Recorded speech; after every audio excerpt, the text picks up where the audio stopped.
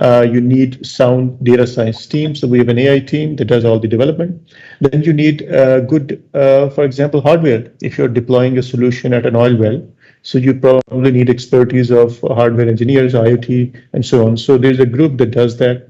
And then there's a group that does all the deployments, which is the cloud infrastructure team. Both of these teams are supported by cybersecurity.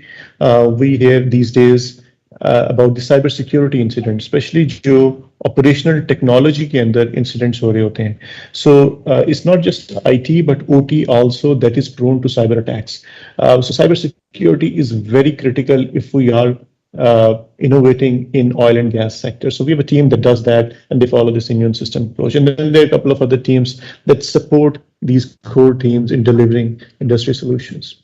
These are some of the customers that we have served in the past 3 decades. These include telecom, auto and transport, banking and finance, public sector, food and travel, manufacturing, healthcare, utilities, and education. With this, I'll stop and hand it over to Dr. Kamashiri.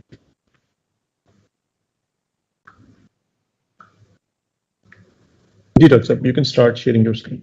Okay, thank you.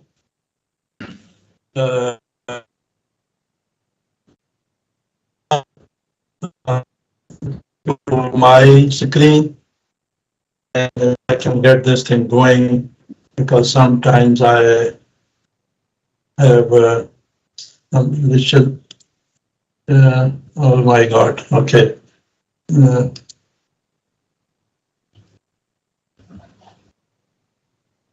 Where is my share screen?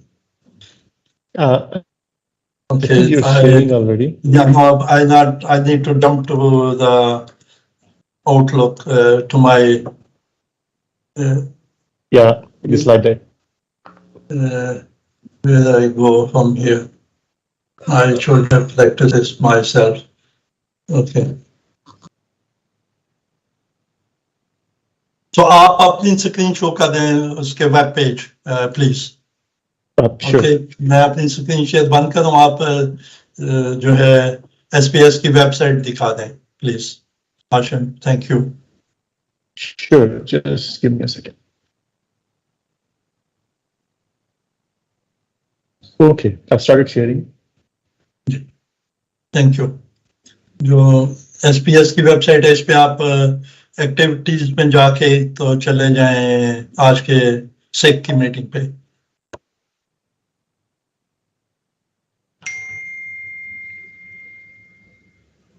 Okay, so this is our home page of special interest group. I want everybody to know a little bit about this.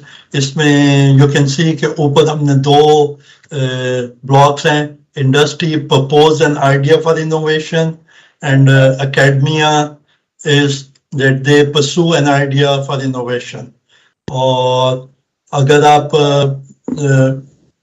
academia पे touch करें, Hashim, please. तो यहाँ पे 2 ideas submit हुए हैं. तो एक जो नंबर 1 एक्सप्लोरेशन एंड प्रोडक्शन है, ये तो फैल अहमद साहब ने सबमिट किया है, लेकिन इसके उन्होंने कोई डिटेल नहीं दी. ये मैंने एक प्रपोज किया है आइडिया. इस में basically what we are asking, and this is especially for academia and students who want to pursue their final year projects in their universities. So we are asking them that if they can bring well production rate from any well to their laptop.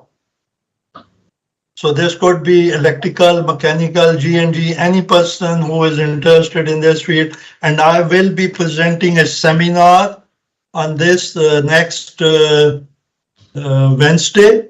And we have reached out to about 220 universities in Pakistan. This includes both public and private universities. And we will invite, we have various routes. We have contacts with some professors, some department heads, and also we will send it to the reactors of the universities, and they can connect with appropriate people, because we have experienced that if something goes from the top, then each department head will take some action. So we will propose, and if you want to propose any project, because students, final year students, they need to get some exposure, what industry needs to do. This is just a start of a project. And then if any faculty or students want to work on this project, that how we do production data and can see from a well on their laptop or on their smartphone. I know Schlumberger, Baker, Halliburton's, they all have these technologies, but they sell it very costly. So with Internet of Things and Wi-Fi everywhere, so we can probably do this in a much cheaper and more innovative way. And then after any student or teachers like that idea, then I will personally be coaching them, mentoring them, giving them advice one-on-one. And this is what we will request all the people who are here in this meeting today, that they take their time and submit some ideas, so that teachers, maybe from Mehran University, Sindh, or somebody from Peshawar, or from Islamabad University, or from NAS, some department, professor head, they want to work on some idea. So Hashim, please close this site. So if you want to submit any idea, you have to click on the industry. Please click on the industry, and then you can write down your name and contact. And then if people want to work on that idea, then we will contact you, and we will also contact with the faculty, and we will provide this interaction. So this is a little bit brief from me. So Hashim, can you please close this and click on Dr. Gulfaraz Ahmed's name? Thank you. So I cannot say in words how much thankful I am to Dr. Gulfaraz Ahmed Saab to accepting this and giving us the opportunity that we listen to him. Dr. Gulfaraz has a wealth of knowledge. I wanted to say that Dr. Gulfaraz was colonel in the army, and he was about to be promoted to brigadier. He was a gold medalist in civil engineering. Then something happened. And when he opened his eyes, he was in US, and he was in Stanford. And then he earned the gold medal, first prize on SPS paper. And I cannot tell you more. So please welcome, join me in welcoming Dr. Gulfaraz, and I hand over to him. Thank you. He has been chairman OGDC, he has been secretary Petroleum and everything. Thank you, Dr. Gulfaraz. Welcome. You're most welcome, please. Go ahead. Can I start now? Sure. Oh, Yes, you can start sharing. Yeah.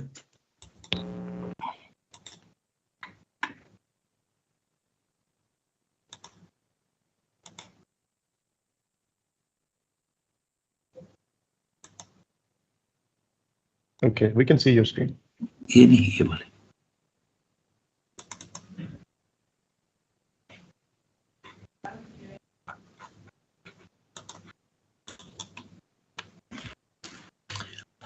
Okay, are you able to see my presentation slide? Yes. Okay, first of all, this was the first interaction with the Special Interest Group of Petroleum Club of Pakistan. And when Dr. Qamar, he asked me to give a talk, I thought of it, what should I talk about? And what came to my mind as the first thought is what I'm going to share with you, and that is our E&P industry needs a new vision. As you know, whenever you have to reset your directions, whenever you have to pick a destination, it is the vision that needs to be developed into your undertaking. And there is a Chinese saying that if you want to look ahead where you are going, it's very wise to first look behind where are you coming from. So a little bit hind look at the industry, the state of industry today. I thought that I will try to talk about the new vision.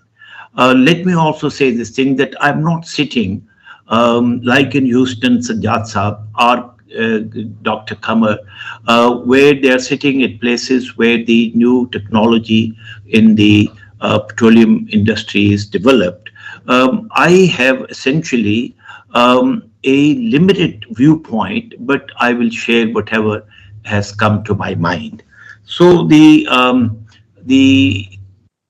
first thing that I want to say, what is the objective challenge that we're all facing today? Maybe the members, yes,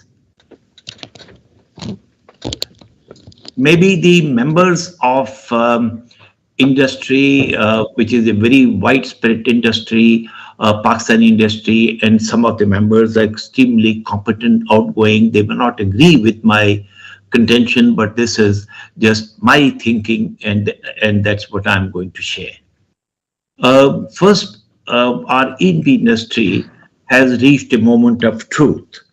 A moment of truth is when you have to stop, you have to look around, and you have to redetermine your direction. And that moment of truth, it needs a new vision. The vision would have to develop by the whole industry put together, but at least I like to emphasize the need for it. When we look at Pakistan's academic universities, most leading universities are, no, when looking abroad, I'm sorry, when you look at the most outgoing universities abroad, like my own alma mater, Stanford, they are broadening the scope and contents by introducing renewables and climate change in the petroleum curricula. But at this point in time, I want to contain my remarks only to the traditional curricula of the petroleum subjects and universities. While limiting still to the conventional approach, there is a need to adjust the curricula of petroleum geology, exploration, geophysics, and petroleum engineering to include the technical challenge faced by our E&P companies in the potentially prospective new and frontier areas. So what I mean here is that we need to bring our actual challenges on the ground into the academic learning, and by marrying the academia as well as the petroleum industry within the country together to a common objective. So beyond the basic treatment of various subjects, which of course the universities have to do, they have to develop the fundamental knowledge of curricula among the students. We need to relate the curricula to our prevailing field conditions to make these specifically purposeful, relevant, and rewarding.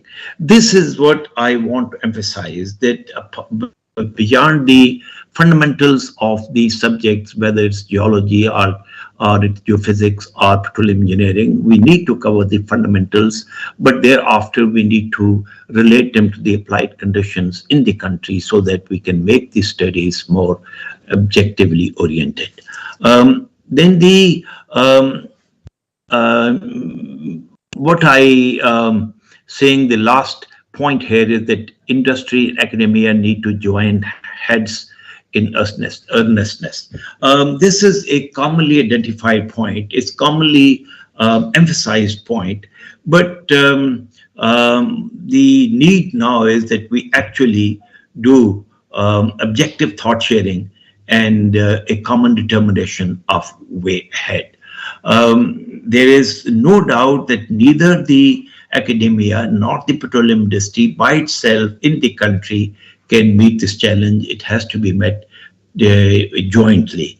And when I say jointly, the academic institutions usually have sufficient intellectual resources, professional resources, but they have less physical resources, and therefore the industry has to come on board and take those initiatives. Talking about the prevailing reality, all of you are living in the reality, you're most conversant with the reality, but for me to make the case, I just want to create a picture. The reserves, petroleum reserves, whether it be of oil or gas, are fast depleting. As you know, that our major reservoirs are at the very fast depleting mode.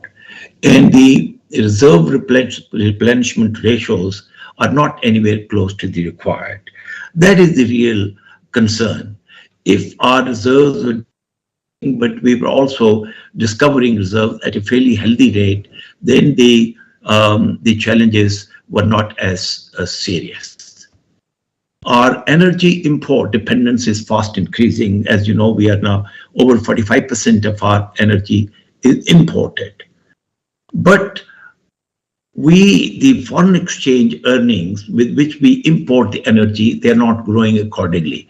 And then every now and then when there's an oil price shock, it stunts our economy, actually puts the economy behind. So that is a challenge which goes even beyond the petroleum industry into the very economy of the country or the security of the country. New discoveries in the explored areas are getting few and far in between. You're all very aware of it. You're working very hard. You're working with all the dedication, but the discoveries are few and far, and they are small. And some of you have been putting up the creaming curves of the mature basins, of the sub-basins. They show very little chances of striking required size discoveries. So even the hope from the point of view of these creaming curves, if they can be taken seriously, isn't there for large discoveries unless we go to new sub-basins or basins which are not fully explored yet.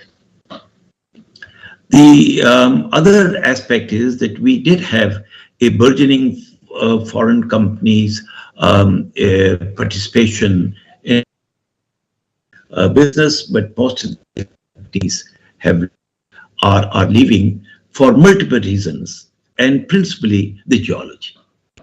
Because other reasons like working conditions, security, those are the things that they may require more money, but if the geology is attractive and if it is profitable, then they would stay. So it's a sum total: geology, working conditions, and security. When I say geology, I'm talking about the present time areas under exploration. There is, all of us are hopeful that the new areas not yet open to exploration were not explored in the past, but the cost and security issues remain daunting. These areas are, they have a hope that we might be able to discover larger oil and gas reserves because they are as yet not explored, but cost going to remote areas and developing those fields because the infrastructure does not extend there and the security issues remain daunting. But as I see it, the companies are banding together and trying to overcome some of these challenges. The quality of the technical graduates from the relevant institutions, apart from the position holders, is relatively weak. There's no doubt that our bright graduates are considered bright everywhere, but then the majority of the graduates who are not as strong professionally, they too have to be absorbed. Either they don't get the job or they do not add strength to the industry if it employs them. Technical challenges faced by the industry cannot be addressed by the academia.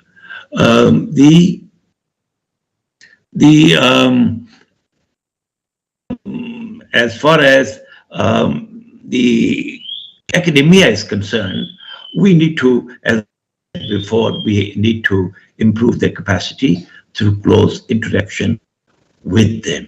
And that will continue to remain a way forward, close collaboration with the industry and academia to improve our curricula and improve the quality.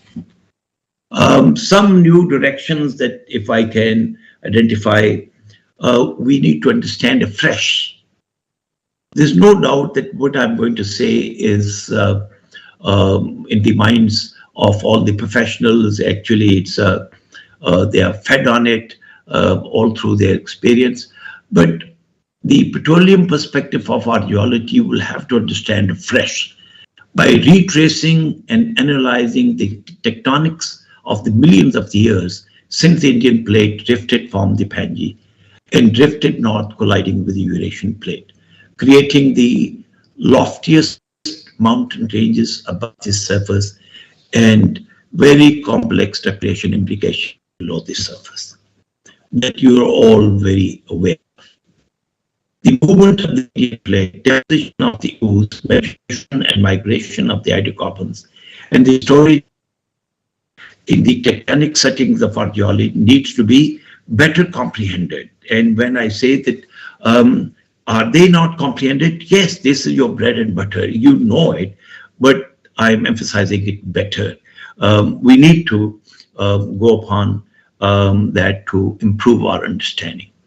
And modeled for discovery of the undiscovered oil and gas traps, we need to improve our focused understanding of the process of generation, migration, and trapping to successfully target the undiscovered hydrocarbons.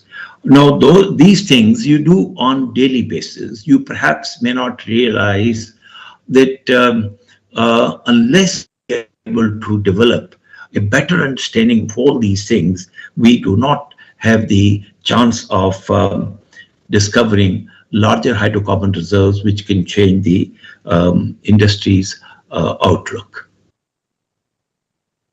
Indicative approach. Here I would just want to give an example that Kingdom of Saudi Arabia was discovered by sighting the wells on the surface and declines while flying in there. That was one, end of the simplicity of identification of the hydrocarbon and the luck that they discovered it. But the complexity of Pakistani basins needs most technologically superior geological information and exploration technology. So that is a challenge. Ours is a very difficult geology, very difficult geodynamic history, and therefore it requires that much more technologically superior both information and technology. Latest technology of designing and collecting of the seismic data. Here, of course, the technology of acquisition of seismic data keeps improving. There's no doubt that our industry keeps up with that because most of the seismic service providers are constantly staying in touch with it. But my emphasis on the latest, there are certain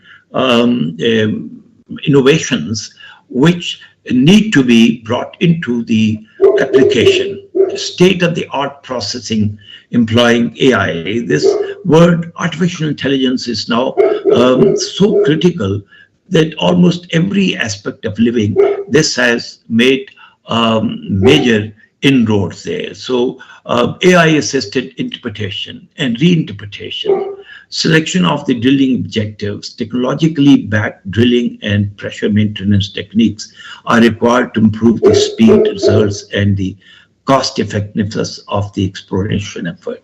When I say that, please don't take me wrong that these things are not being done, but the emphasis once again on better because we need to change the reality. And so which will help us to, here I just would like to get a view of the foreign campuses, and I've taken a short slide from Professor Khalid Aziz of Stanford University, my alma mater. All of you know him. And when I asked him, what is the current trend in the academic environment of the petroleum departments, and this is what he writes. In recent years, our department has slowly changed to include more and more research on renewable sources of energy and energy storage. As you know, these are the two global challenges on renewables and how to store energy. And the Petroleum Engineering Department of Stanford University is actually undergoing a fundamental change as their curricula includes now the renewables and the energy storage. And then Professor Khalid says, to address the challenges of climate change, a new school will come into existence in September, Stanford Department of Energy School of Sustainability. Our department will become the Department of Energy Engineering and Science. So from Department of Petroleum Engineering, it became Energy Resource Engineering, and now it is Department of Energy Engineering and Sciences, because you were talking about renewables and other aspects. There was a time when this school, Petroleum Engineering Department of Stanford University, produced half the PhDs in reservoir engineering in the world, and now they are not even going to call them reservoir engineers anymore. So you see what a fundamental change is taking place. Moving into the future, we will need collaboration between different engineering and science disciplines to address future challenges. In addition to renewables, we need to address carbon capture and storage. So then he goes on to say that we don't need to produce petroleum engineers anymore, we need energy engineers. So these are the trends. Obviously, these trend changes in the leading academic institutions of the world will eventually also bring about changes in our curricula. But before that, we need to be able to catch up with some of the successes which we have not been able to achieve in oil and gas, the traditional exploration. Now, the top oil and gas industry trends, these are some of the trends, may not be the whole list of it, but I'll just briefly touch upon. The Internet of Things. This is a new catchword, Internet of Things. We're all very aware how much of impact has Internet made on our knowledge, our understanding, and our working. But now we're not talking about internets in which two operators try and talk to each other. We're not talking about Internet of Things where everything that we put into use, it talks to each other. The Internet of Things helps to improve production, optimize equipment, ensure worker safety, and monitor remote areas. The artificial intelligence and data science can help solve complex problems in upstream, midstream, and downstream operations. And this artificial intelligence is a blanket which actually covers very vast area of applications. Big data platforms, this is also a catchword these days, big data. Big data platforms can help the industry's data analysts draw insights from voluminous exploration, production, and performance data that all companies have. The oil industry is adapting robotics and automation solutions to increase workplace safety as well as the speed of operations. These things are becoming very common because countries abroad are extremely sensitive to workplace safety and also speed of operation, because that's where lies the economics of operation. 3D modeling, this has been with us for a very long time, but 3D modeling and high quality visualizations help create realistic representation of subsurface reservoirs. When I talk about 3D modeling and high qualitative visualizations, it is the qualitative aspect, although the technology has been with us for a very long time. And I remember when for the first time in 1994, before I left OGDC, I was able to get the 3D data acquisition technology from China and raised a crew and applied them in Potawar for the first time, doing the 3D in Pakistan. So we have had this technology with us. We've been using the modernization through foreign operators, but then we need to catch up with the latest developments. Cloud computing capable of storing and processing data on remote servers can free up expensive local memory and computing capacity. So this is depending upon the policies of the petroleum companies, whether they would like to park their sensitive data in cloud computing or not, but one can consider using those computing as well as the storage facilities for that data that we can actually afford to share there. Immersive technology, including now, actually it's become a plethora of new terminology, augmented and virtual reality, or mixed reality, or extended reality. They show real-time information about equipment, tools, and their parts. But I would say at the heart of all these technological breakthroughs are technologically resourced and experienced professionals whom we need to train and value. Jamal Saeed Malik, WhatsApp audio. Excuse me. Sorry, my telephone was just lying next to me. Here, for example, to those people who are much more versed to understand this. Jamal Saeed Malik. To understand this, they would understand it better. But here is just, I flashed an example, a game changer in seismic acquisition and processing, where, the deep machine learning fault attributes have been added there along with the normal map, and it makes the visualization, it makes the assessment of potential prospects that much more clear and also more accurate. I would share here a likely example of the use of in the IT and AI, the information technology and artificial intelligence. We all have long been, after the discovery, we go through a fairly comprehensive process of appraisal of the field before we finalize the development plan. But this example that I want to share, it is to be considered part of appraisal of a field that we discovered. And this is application of artificial intelligence for the characterization of a reservoir.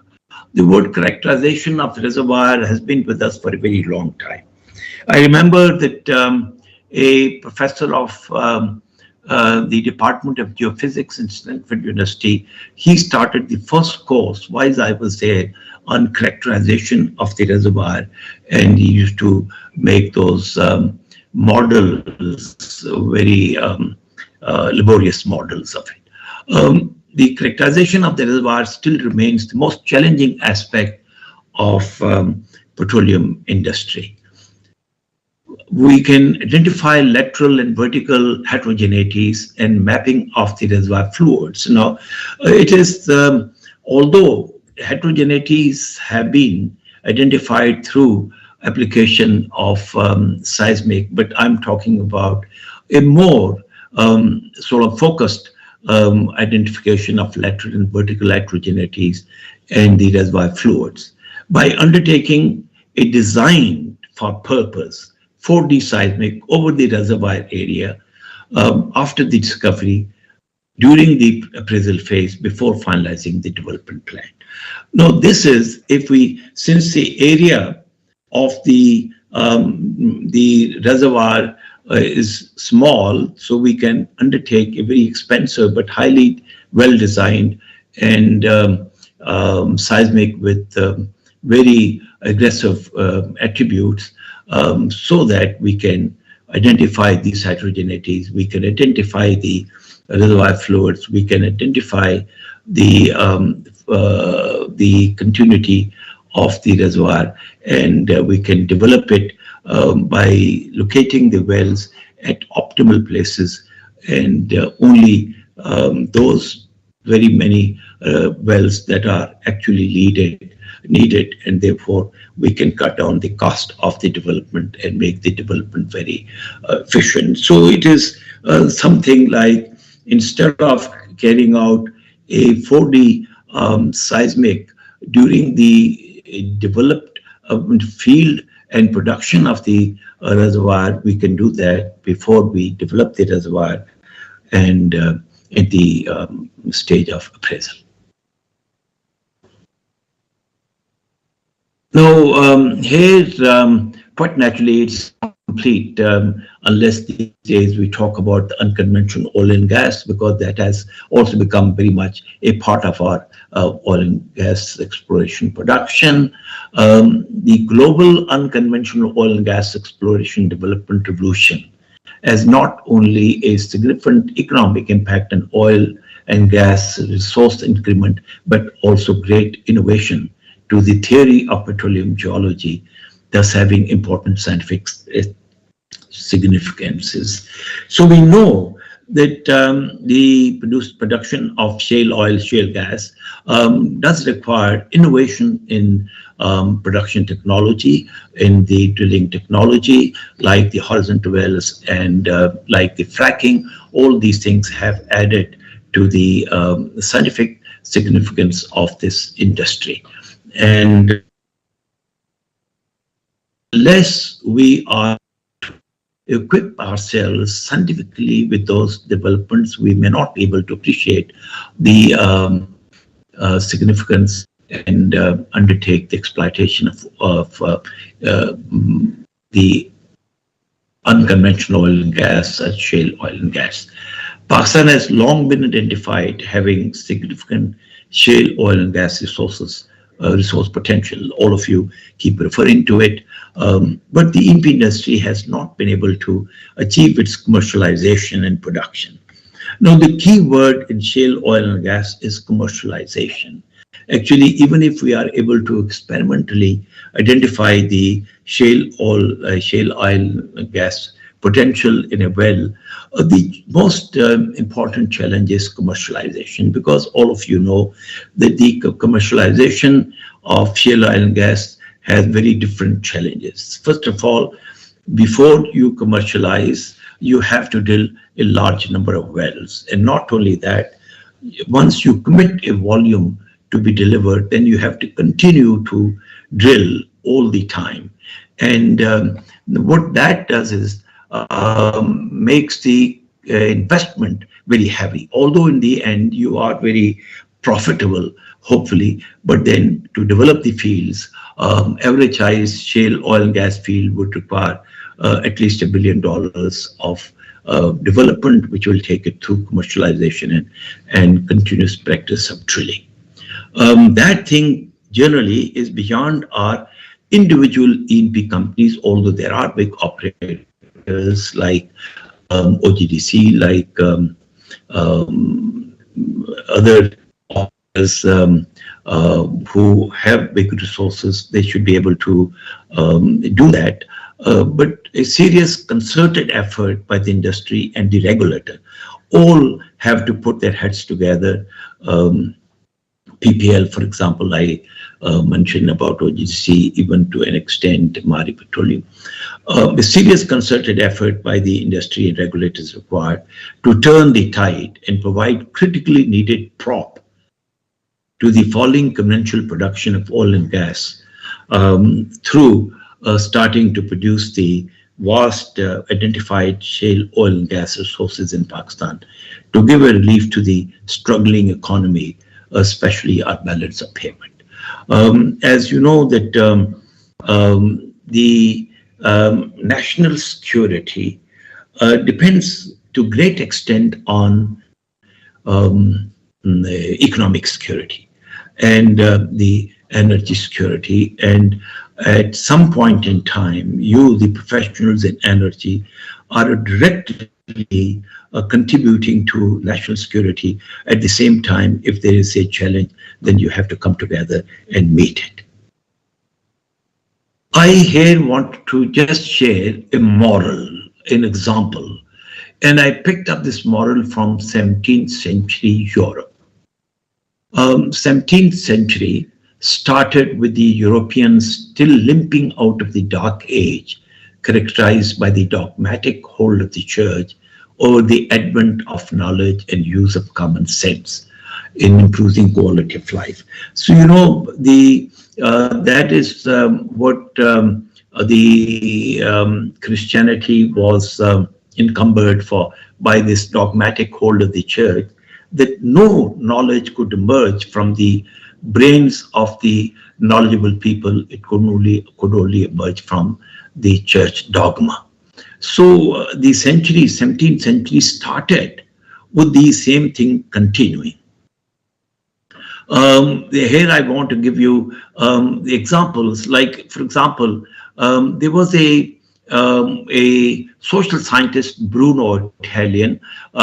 He was lynched alive, indicted for heresy and lynched alive in 1608 because he advocated common sense, and the church thought that he cannot attribute the success in life to common sense. It all comes from the Christian faith. Or the indicting for heresy of Galileo in 1640 for saying that sun and not the earth was center of the solar system. So this 1608, 1640 are part of 17th century. And but those very far-reaching movements like Renaissance and Reformation movements eventually reformed this society and liberated it from the regressive hold of the church. And there are two attributes that I want to emphasize. One is the liberation of mind, and second is innovation of thought.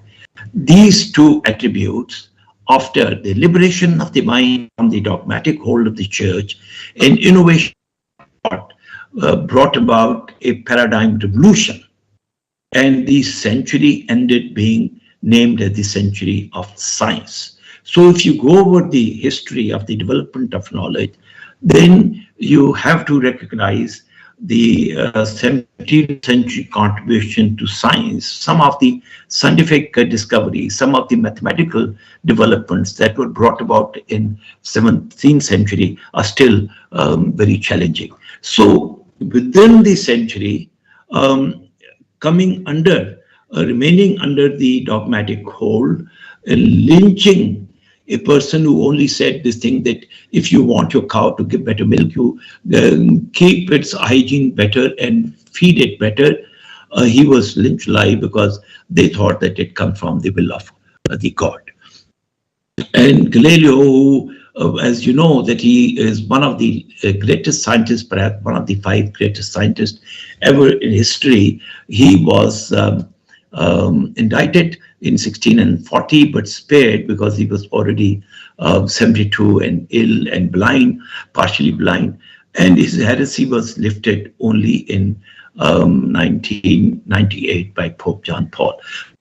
That was the state of the mind of that society. But they turned around within the century through these two attributes that I'm emphasizing, the liberation of mind and innovation of thought. So what my spirit of quoting this moral is that these two age-old attributes of liberation and mind, innovation of thoughts, are still the very relevant attributes to take us to the required destination. So remember, the innovation is the key to the E&P success. So whatever we have been doing, those things we have to do better innovation in order to change the results. The results we need to change, and innovation is a central thing for us. I like to share with a sort of concluding thought that I do not have the required professional capacity of lighting the path of our desired course of action. When I said that we need a new vision, I do not have that professional capacity that I can actually identify essential features of that revision.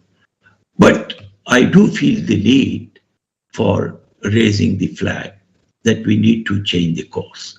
When I say we need to change the course, I'm not reflecting upon our strengths. I'm not reflecting upon our present commitments, our dedications. If the results are not meeting the objective, then we can only improve the results by changing the course. And that is the need.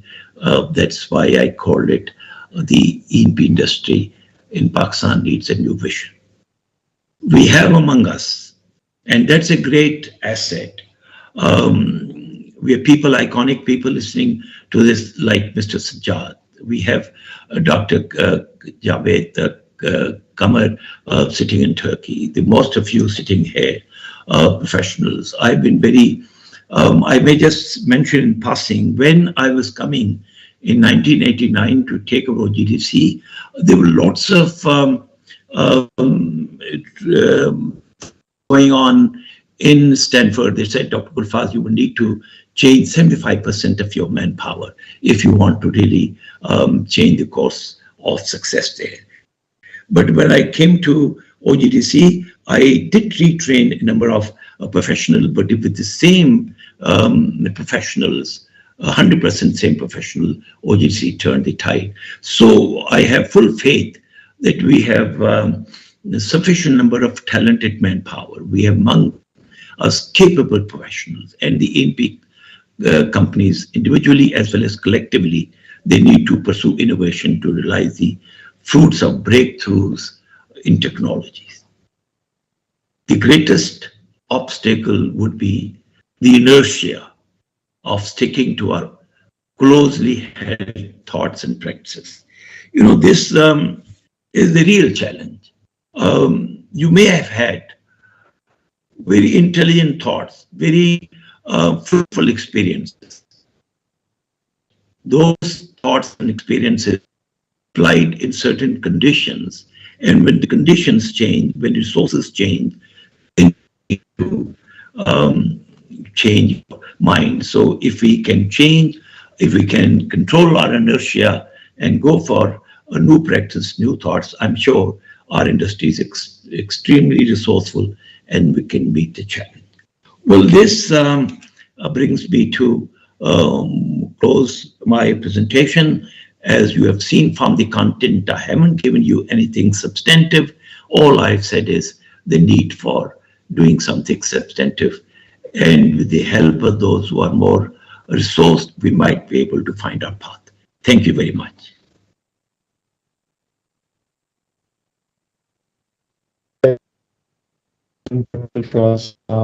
This was an excellent presentation and certainly intellectually very stimulating. I'll ask Dr. Qamar in case you would like to add anything here.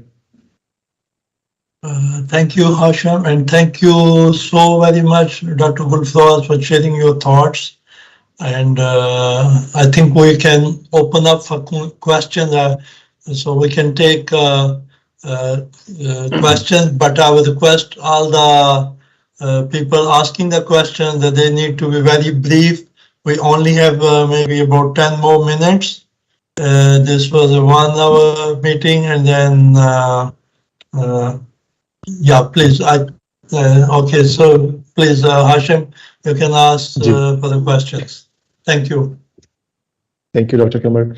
So first, I see Asghar Sajjad hand raised. Yes, this is Asghar Sajjad in Houston. Dr. Gulfaraz, it was wonderful to hear those kind of concerns, and you identified that Dr. Khalid, Stanford professor, has identified that thing, that the petroleum only petroleum is not going to work. We have to take the renewable energy as a part of it, And that's why in our group, we have taken CO2 storage and gas storage and data management and the artificial intelligence also and solar energy part of our group, So we hope we will be able to do something good for the industry. Thank you. Thank you, sir. Next, we have Mohammed Safdar. Yeah, thank you. Thank you, Dr. Gulfaraz Saab, for your excellent presentation and for the organizers to arrange this. So my question is that we quite often talk about the technology and the workforce capable of doing that. But I'm not a bit pessimistic, but we may forget the nature which we have in our country for the E&P industry, that we don't have large fields. We have very complexity and we have smaller pools. And traditionally, we have talked about offshore and Balochistan Basin. Success has been not there. Unconventional has to be yet seen. But I'm afraid we drill one well, and second, third, fourth, fifth wells become dry or tight or then our reservoir poor quality. So actually, we should accept or realize that we have a bit of relatively smaller, basically to explore. Think more and more with the time. And you pointed on your presentation, that's what the world is going towards that. We are only producing 17% of the total production today, today.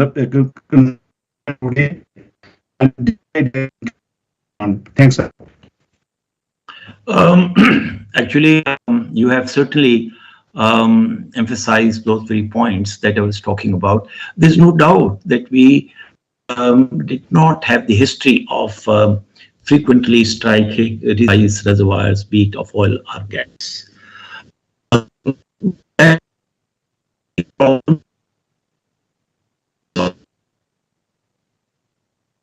In order to have a better chance of success. I'm talking about new and frontier areas into where